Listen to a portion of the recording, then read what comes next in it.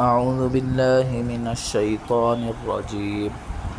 بسم اللہ الرحمن الرحیم وَلَن تَرْضَىٰ عَنكَ الْيَهُودُ وَلَا النَّصَارَىٰ حَتَّىٰ تَتَّبِعَ مِلَّتَهُمْ قُلْ إِنَّ هُدَى اللَّهِ هُوَ الْهُدَىٰ وَلَئِنِ اتَّبَعْتَ أَهْوَاءَهُم بَعْدَ الَّذِي جَاءَكَ مِنَ الْعِلْمِ مَا لَكَ مِنَ اللَّهِ مِن وَلِيٍّ وَلَا نَصِيرٍ۔ ارشاد باری تعالی: اور یہود و نصارہ تم سے اس وقت تک ہرگز راضی نہیں ہوں گے جب تک تم ان کے مذہب کی پیروی نہیں کرو گے۔